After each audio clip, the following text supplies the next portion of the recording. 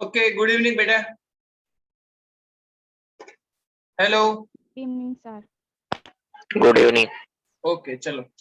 By mistake, I have started lecture in 11. So there was a phone by sir that my lecture was in 12. So I finished that lecture and immediately started in 12. That was my mistake. Okay. Now tell me, this is the lecture number 2, if I not forget it, for chapter number 1st in 12 science. Okay. Yes. Okay. Now tell me what we have done learn so far since first lecture. First lecture में हमने कहाँ तक study की थी बेटा? Coulomb's law. Coulomb's law. हाँ, Charles law नहीं, Coulomb's law. Okay, Coulomb's law if you can say, चलो मुझे बता सकते हो कूलम्ब्स लॉ? कूलम्ब्स लॉ का चलो इक्वेशन बता सकते हो मुझे? F is equal to yes. Q1 into Q2 divided by R square. Constant. Constant K. Yes. और इसके अलावा के को अनदर फॉर्म में हम लिख सकते हैं क्या?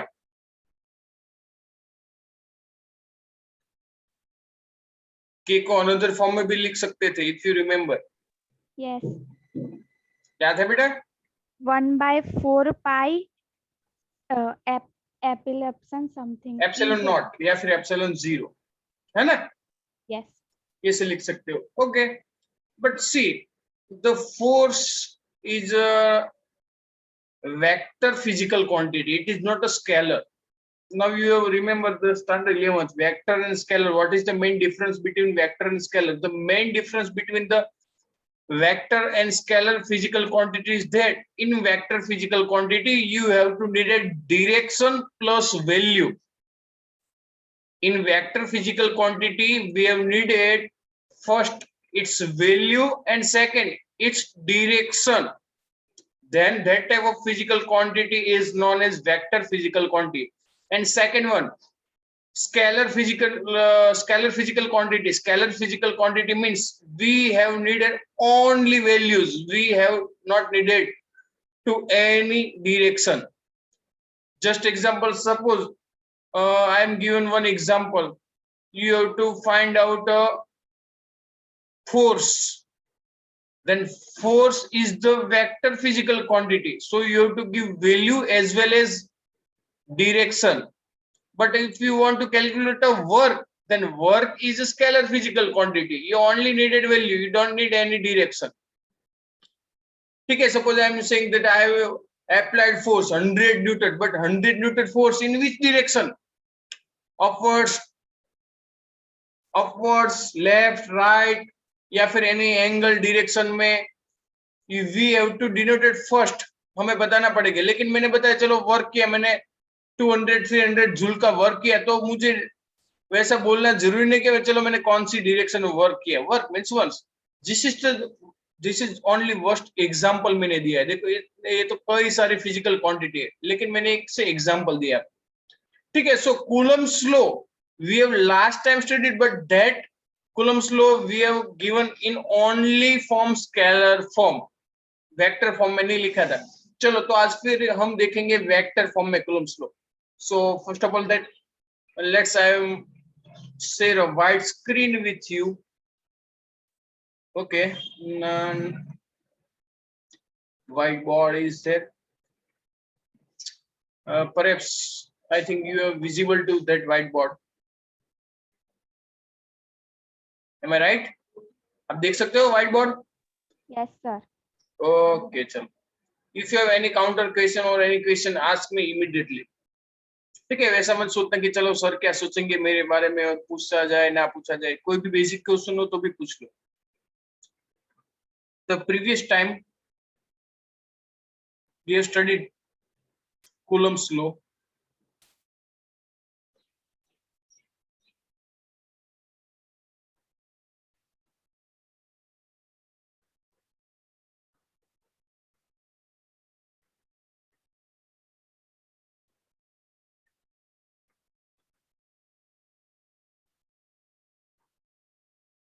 ठीक है, but the Coulomb's law in form of scalar form.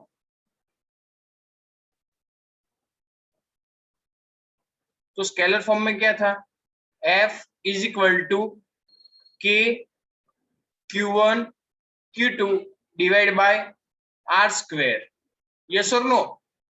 Or if we want to replace K, then 1 by 4 pi epsilon naught Q1 Q2 by R square. Now if we want Coulomb's law in vector form, exam में दोनों type से question पूछा जाता है। यदि simple पूछा जाए कि चलो Coulomb's law write down and derive the equation, तो आपको स्केलर या फिर वेक्टर कोई भी लिखो तो चलेगा। यदि पर्टिकुलर दिया जाए कि चलो भाई वेक्टर फॉर्म में डिराइव करो तो वेक्टर फॉर्म में, यदि स्केलर फॉर्म में डिराइव करना के बोले तो स्केलर फॉर्म में। तो फर्स्ट ऑफ ऑल हमने स्केलर में तो लास्ट प्रीवियस लेक्चर में देखा था, वेक्टर फॉर्म में देखेंगे। तो वेक्टर फॉर्म में we have to derive value plus direction. So first of all let's draw or small diagram. Suppose this is the charge Q1 and another charge Q2. Now we want to calculate a force.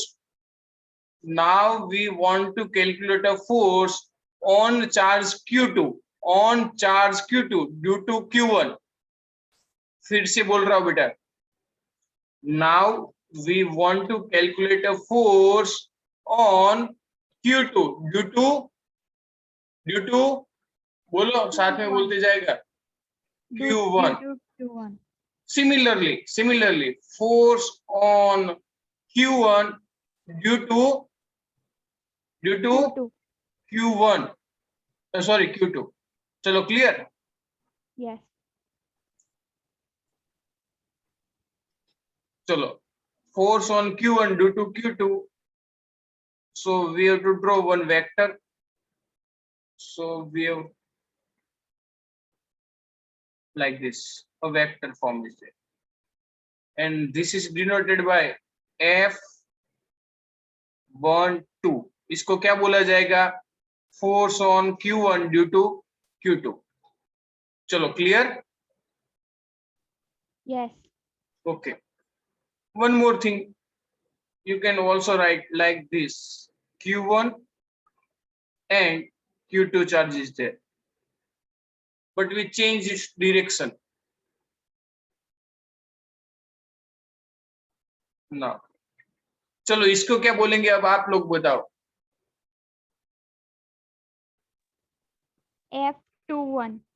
F21, लेकिन उसको बोलेंगे क्या, Force on Force- Q2 due to Q1. Q1। जिसके भी पर force लग रहा है उसको पहले लिखना है।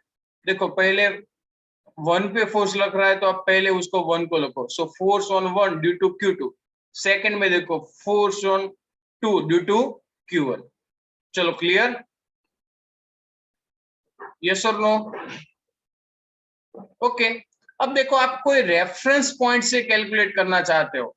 चलो this is the reference point O, and the two charges are given separated like this. Suppose Q1 is here and Q2 is here. अब आप रेफरेंस पॉइंट से बताना चाहते हो तो हमें रेफरेंस पॉइंट का Q1 और Q2 कहां से कैसा है वो भी हमें लिखना पड़ेगा। So this is the vector R1. So let's write, this is the R1 vector, position vector उसको बोला जाता है, and this is the R2 vector. This is what? R2 vector. And this is let's draw another.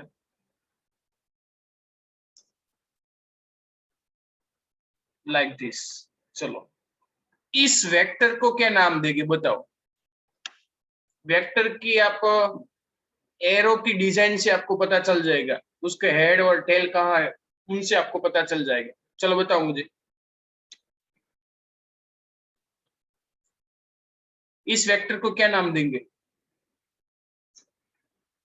आप first figure से बता सकते हो। Are तो आएगा ही, यस और no? Hello,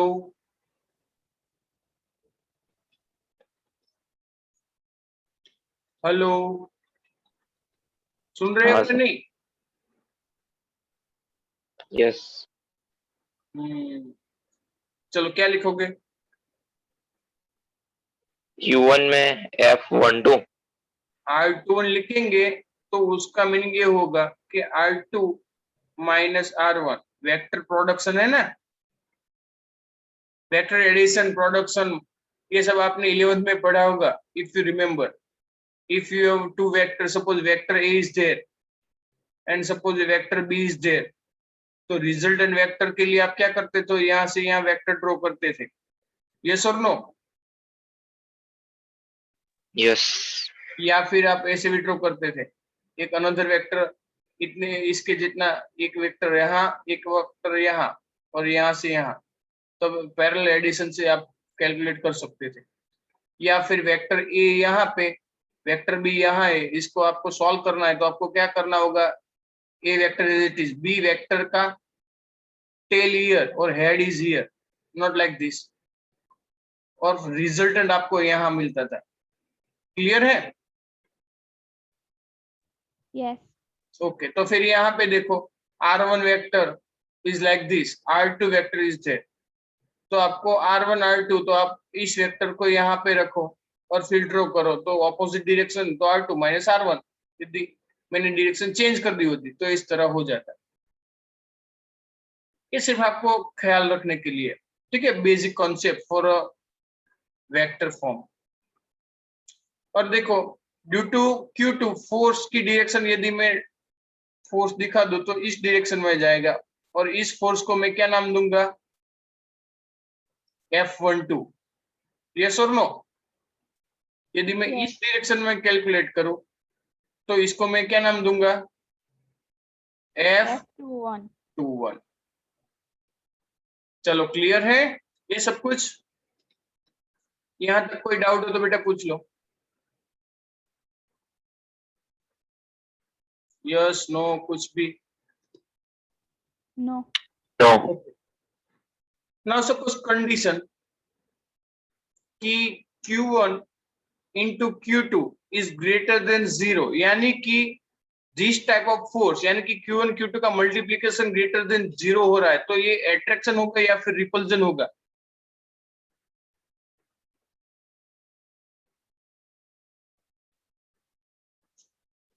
it should be repulsion.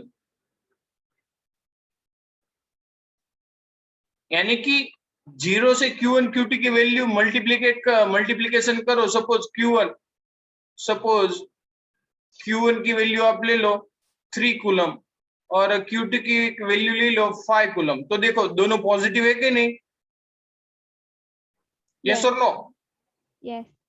तो यदि दोनों पॉजिटिव है तो इसका मल्टीप्लीकेशन पॉजिटिव, यानी कि greater than 0, then it should be repulsion. Yes और नो? Yes. यानी कि if you are taking Q1 is here and Q2 is here, then this time this will be repulsion. चलो clear है Yes. ना? Yes. और एक और example, suppose Q1 and Q2 multiplication is less than 0, then this time of force is attractive. समझ में आ रहा है?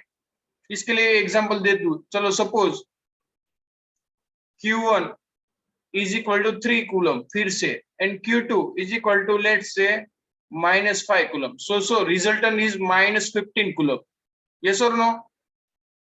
so माइनस है तो फिर इस टाइम पे force Q1 is here and Q2 is here, so here the force will be attractive force.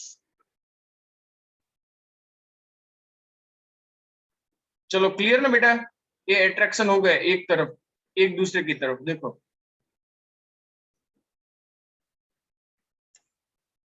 Clear है? हो गया इतना बेटा? Yes, sir. Okay, so let's save this thing and go on next page if you want to take a screenshot. So let's go on screenshot. चलो अब हमें force के लिए फॉर्मूला डिराइव करनी है. ठीक है, तो फोर्स के लिए नाउ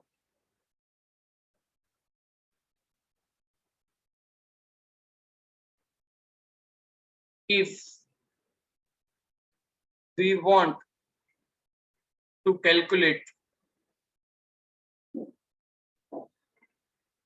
the Coulombian force या फिर Coulomb force on चार्ज, कौन से चार्ज पे हमें कैलकुलेट करना है? Due to charge 1। 1. ठीक है, तो चलो क्या हो जाएगा, F21 वेक्टर, यस और no, Yes. is equal to 1/4 pi epsilon naught Q1 into Q2. We don't know its sign, positive or negative. And here distance R21 square. देखो यहाँ सब कुछ जो कुछ भी मिला ये सिर्फ हमें वैल्यू ही मिली। यहाँ पे मुझे इसकी डायरेक्शन के लिए मुझे यूनिट वेक्टर लेना पड़ेगा, and unit vector R21 cap, याद करो 11th, है ना। चलो मैं आपको थोड़ा सा बता दूं, दिस इज द वेक्टर, लिखना नहीं एग्जाम में, मैं जस्ट बता रहा हूं, vector quantity. Right hand side आपको दोनों चीज मिलेगी, see this is the value and this is the direction. देखो स्केलर फॉर्म में ऐसा कुछ डायरेक्शन वगैरह कुछ नहीं था कुछ ऐसा कुछ No. नहीं ना, लेकिन इसमें है, यानी कि इसका मीनिंग क्या हुआ, this is the vector form में हमने कैलकुलेट किया। नाउ फर्दर चलो डायरेक्शन को कुछ और कुछ फॉर्म में भी हम लिख सकते हैं, यस और नो। हेलो, R21 है तो R21 cap, R21 unit vector का मीनिंग क्या हुआ, यूनिट वेक्टर का मीनिंग क्या होता है बेटा, R2 minus R1. Yes, divide by it's value, its unit value.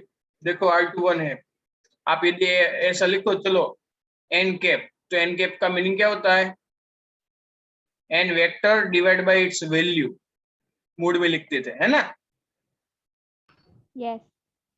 11th में आया था यूनिट वेक्टर के लिए, its value unit vector divided by its value, so we obtain a unit vector, this is unit vector।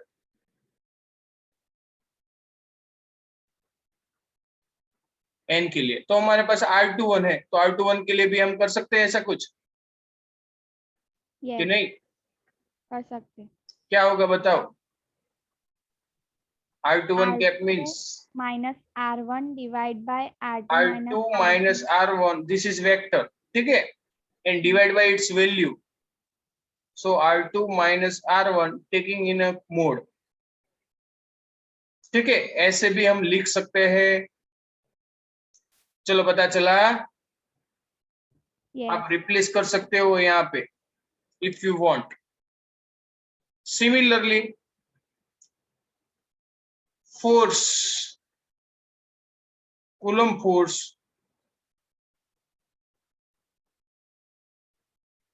On charge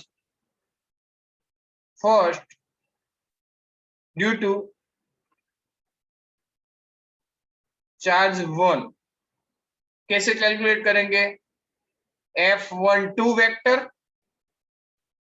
yes or no, is equal to 1/4 pi epsilon 0 Q1 Q2 divided by R12 square into R12 cap। चलो clear. Yes. But देखो दोनों की direction different रहेगी, opposite direction रहने वाली, कैसे, logic लगाओ, एक दूसरे पे यदि फोर्स लगा रहे तो लेफ्ट वाला राइट पे है तो राइट वाला लेफ्ट पे यदि फोर्स लगा है तो दोनों की डायरेक्शन ही ओनली चेंज होगी, बाकी सब कुछ तो सेम ही रहेगा। yes, फोर्स सेम रहेगा, डायरेक्शन ऑपोजिट रहेगी। यानी कि आप यदि यहाँ लिखना चाहो तो यहाँ पे भी आप लिख सकते हो R12 cap is equal to R1 minus R2 divide by R1 minus R2 in mod. चलो ठीक है, यस और नो? yes, अब देखो मैं और कुछ कर रहा हूं, देखना यहाँ पे मैं नेगेटिव साइन मल्टीप्लाई करता हूं तो क्या हो जाएगा, R2 minus minus plus and R1 plus है तो क्या हो जाएगा, नेगेटिव। यस और नो?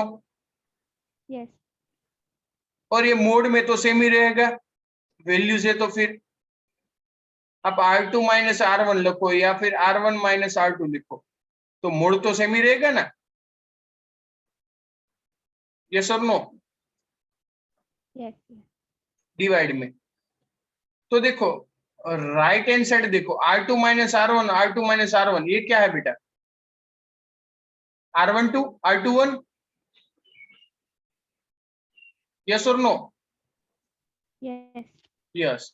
तो फिर मैं यहाँ लिख सकता हूँ R21 cap but it is negative and left hand side R12 cap. देखो जस्ट डायरेक्शन चेंज हुई तो यानी कि मैं यदि रिप्लेस करूं तो ये पूरा पेज देख लो, फिर मैं नेक्स्ट पेज में जाऊं। चलो देख लिया, yes, यस sir. और नो? चलो मैं ए वैल्यू यहाँ पे रखना चाहूं तो फिर नेगेटिव साइन आगे आ जाएगी कि नहीं, आ जाएगी। R12 की जगह में R21 लिखता हूं तो देखो let's go next page. So R12 cap is equal to minus R21 cap. So force F12 is equal to 1 by 4 pi epsilon naught Q1 Q2 and here R21 square into R21 but it is 9 minus. Chalo clear? Yes, Okay, now see this equation and previous page में A equation देखो same है कि नहीं, only sign के अलावा यहाँ क्या है बेटा, पॉजिटिव है ना। yes, Okay, R21 square. Similarly here see here negative sign is there. So from this both equation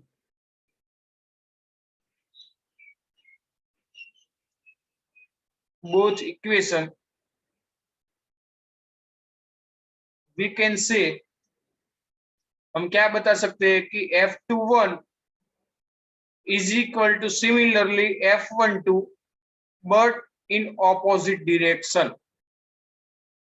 Okay? okay, sir. Okay, यानी कि F21 plus F12 is equal to 0. मैंने इस टर्म को लेफ्ट हैंड साइड ले लिया, ये हो गया ना। Yes, नाउ सी आपने ऐसा कोई लो 11th में पढ़ा है कि दो फोर्स ऑपोजिट में होते हैं और सिमिलर वैल्यू के होते हैं। न्यूटन थर्ड लॉ के बारे में पता है कुछ? न्यूटन का थर्ड लॉ क्या बता रहा है, बताओ। सेंटेंस नहीं बता तो सिर्फ उसकी इक्वेशन और कुछ भी बताओ थर्ड लॉ के बारे में।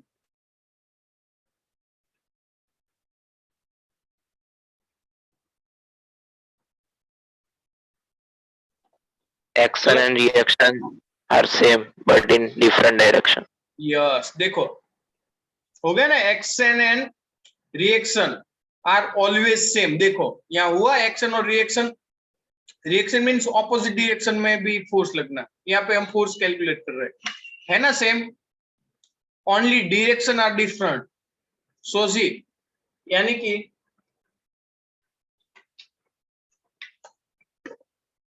इसकी वजह से हुआ ये कि आपके पास यदि दो चार्जेस है, यदि दोनों एक दूसरे पे यदि फोर्स लगा रहे हैं, अट्रैक्ट कर रहे हैं, लेकिन दोनों का फोर्सेस की वैल्यू सेम है but opposite direction, so net force is zero.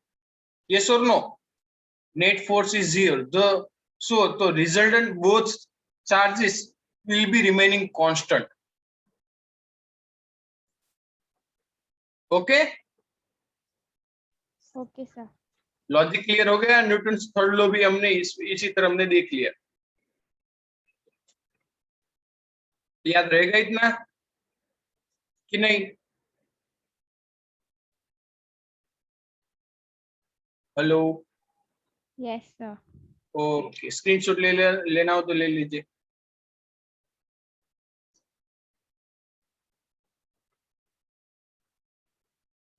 Done, sir. हो गया? Yes. ओके. एग्जाम में आए तो आप लिख सकते हो ना सिंपली कि नहीं? Yes. है सिंपल ही है, कुछ ऐसा टफ नहीं है, सिंपल क्वेश्चन इज. आपको वेक्टर फॉर्म में लिखने को लिए पूछा जाए तो वेक्टर फॉर्म में भी लिख सकते हो, स्केलर फॉर्म में पूछा जाए तो स्केलर फॉर्म में भी आप लिख सकते हो. उसमें कोई वैसा कुछ है ही नहीं कि चलो कौन से फॉर्म में लिखना है नहीं लिखना है.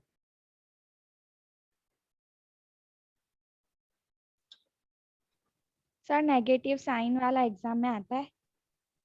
सॉरी? साइन चेंज करके एग्जाम में क्वेश्चन आता है?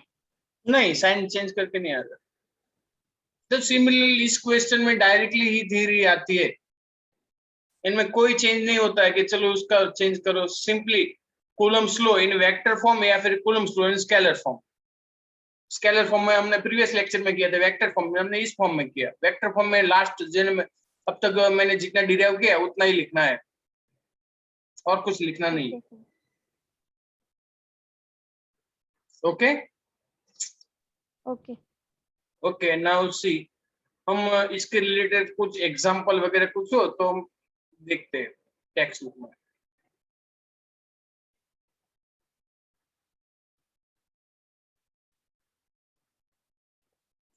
एक्सरसाइज में मैं अभी थोड़ी देर में यदि बुक हो तो मैं बुक में से शेयर करूंगा पेज क्वेश्चन इसके रिलेटेड कुछ हो.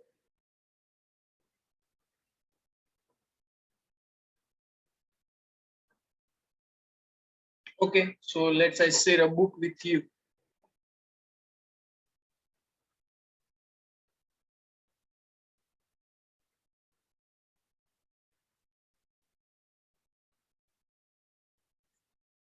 चलो, is it visible to textbook to you?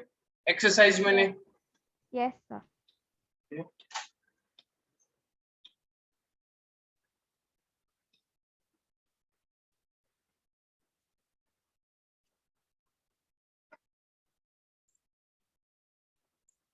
चलो कुछ हाइड कर देते हैं जिसकी जरूरत नहीं है, यानी कि कलर कर देते हैं white colour.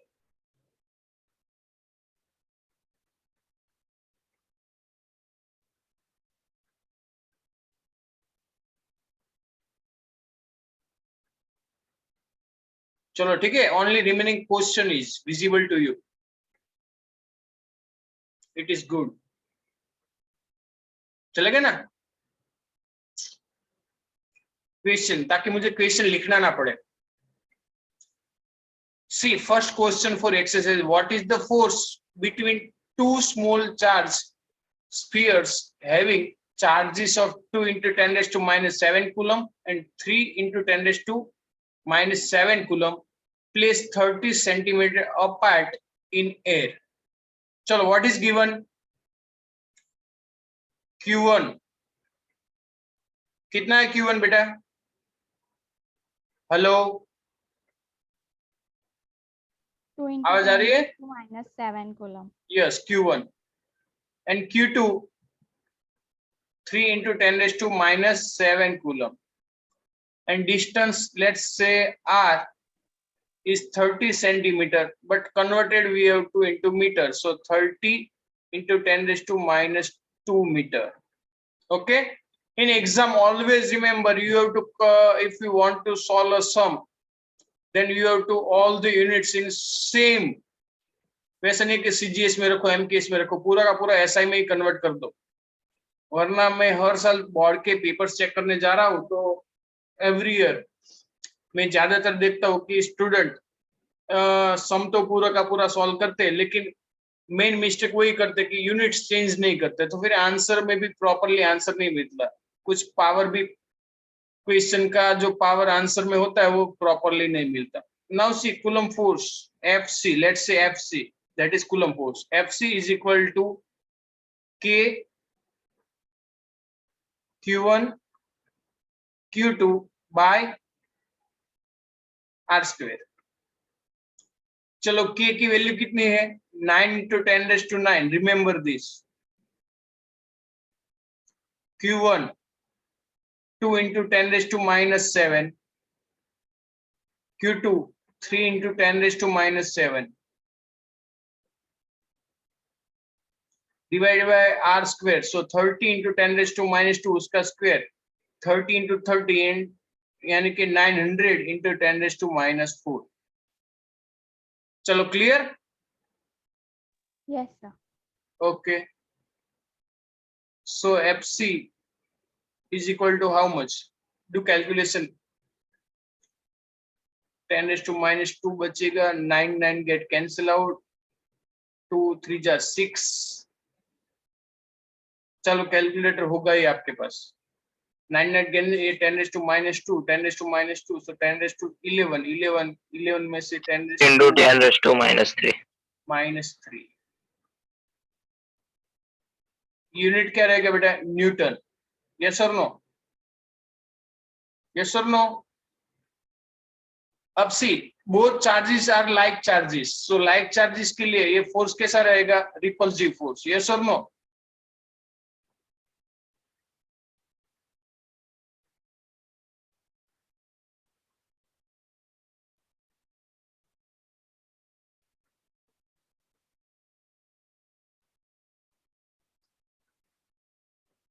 Because of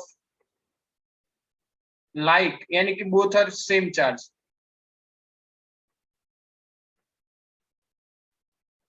okay, screenshot लेना है? Yes. Take it.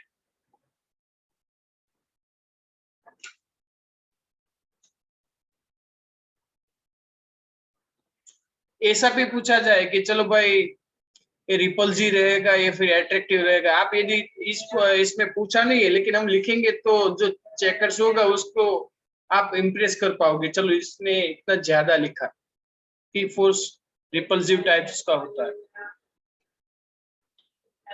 So let's clear this thing.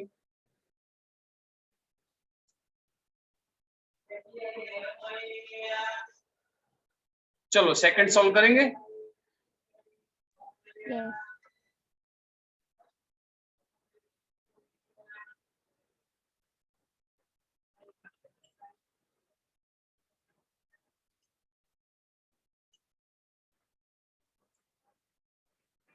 कुछ टाइम निकल जाता है मुझे ये सब करने में.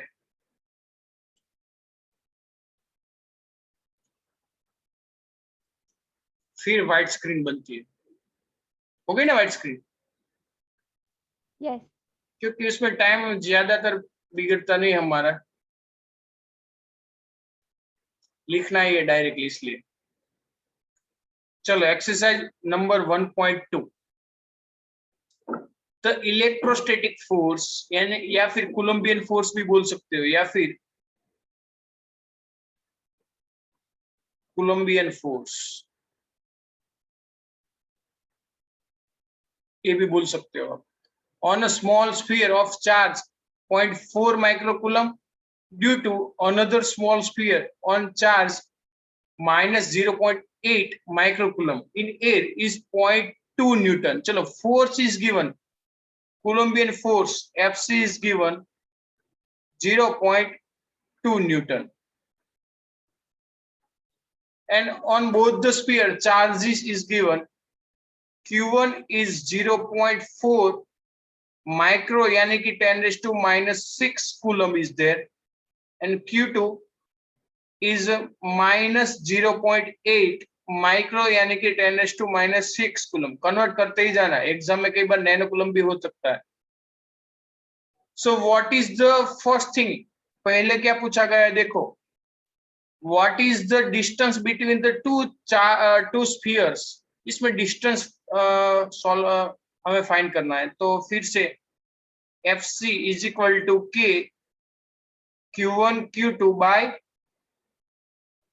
R square. तो इनमें से R स्क्वेयर को सब्जेक्ट कर दो तो रहेगा K Q1 Q2 divide bye FC। चलो R स्क्वेयर मिलता है, जो भी आंसर मिले उसका रूट निकाल देंगे हम। So let's substitute all this value. K 9 into 10⁻⁹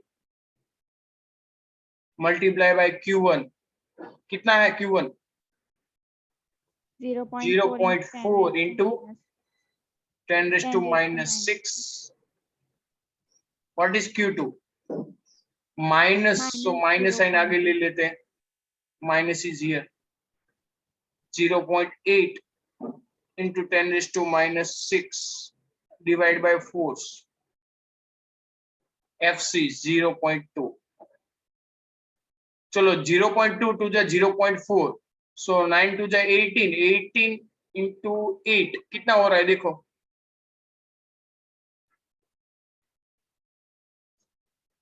चलो कैलकुलेट करो जल्दी से।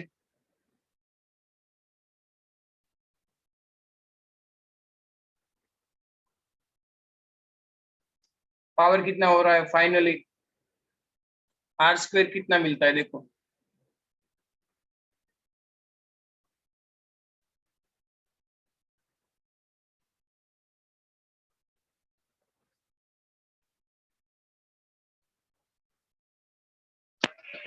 वन फोर फोर रूट में करिए तो 12। अब देखो,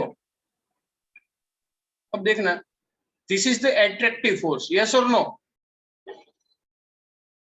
पॉजिटिव साइन यानी कि एट्रैक्टिव फोर्स है। डिस्टेंस कभी नेगेटिव नहीं आ सकता, कभी नेगेटिव आ सकता है? हेलो, नहीं ना? नो। यानी कि एग्जाम में मिस्टेक, क्योंकि यहाँ पे आपको आंसर रूट में मिलेगा, नेगेटिव में मिलेगा, तो नेगेटिव का तो रूट वैसे हमें ऑब्टेन नहीं मिलेगा ही नहीं इस केस में। यानी कि आप इसको मॉड्यूलस में लिख दो पूरा इक्वेशन। चलो ठीक है, ओके सर। ओके चलो मॉड्यूलस में हम लिखते हैं, यानी कि ए भी पूरा का पूरा मॉड्यूलस में।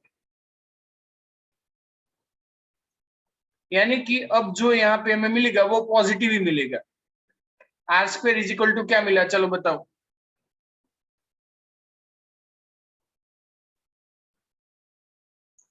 फिर मॉड्यूलस निकालेंगे हम। R स्क्वायर कितना मिला? 14.4 into 10⁻⁻3। 14.4 into 10⁻⁻3। अब देखो -3 का तो स्क्वायर रूट निकालना इतना इजी नहीं है, तो हम क्या करेंगे, -2 या फिर -4 में कन्वर्ट करना पड़ेगा। सो 1.44 into 10⁻⁻2 या फिर 144 into 10⁻⁻4। ठीक है, वो करते हैं, चलो वो इजी रहेगा। 144 into 10⁻⁻4। चलो इसका रूट निकालेंगे, यानी कि रेस टू 1/2।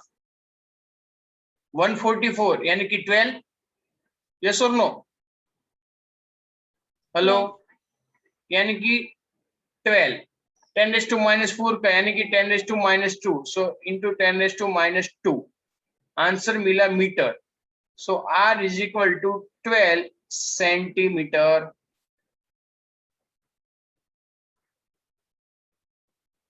चलो clear? Yes. Okay, one more thing is calculated, calculate करने के लिए बताया, what is the force on the second sphere due to the first. Same ही रहेगा, यस और no? Yes, same. Here the force on the second sphere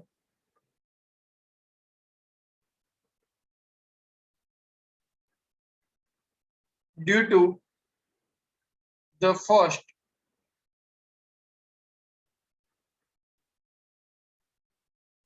is same, that is कितना हो जाएगा 0.2 न्यूटन। क्लियर? Yes. क्योंकि अभी हमने theorem ने देखा था कि सेम ही रहेगा। ओके, यहाँ पे मॉड्यूलस क्यों रखा है वो आपको पता होना चाहिए कि हमने मॉड्यूलस क्यों रखा, कंफ्यूज नहीं होना एग्जाम में। So let's take a screenshot for this.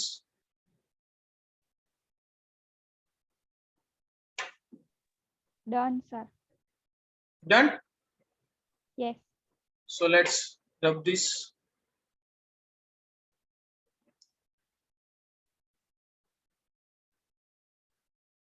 See, third one, time. Okay, third ले लेते हैं आज या फिर बाद में लेंगे? थर्ड मैं आपको सेल्फ करने के लिए बोल रहा हूं, देखो क्या करना है मैं आपको बता देता हूँ। थर्ड वन यदि ना आए तो मुझे बता देना।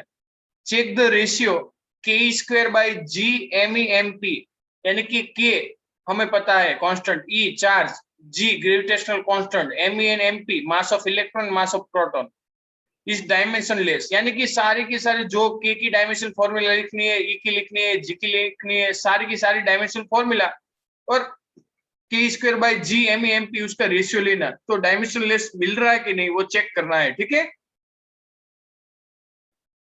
Hello? Okay, sir. Okay. Now look up the table of physical constant and determine the values of the ratio.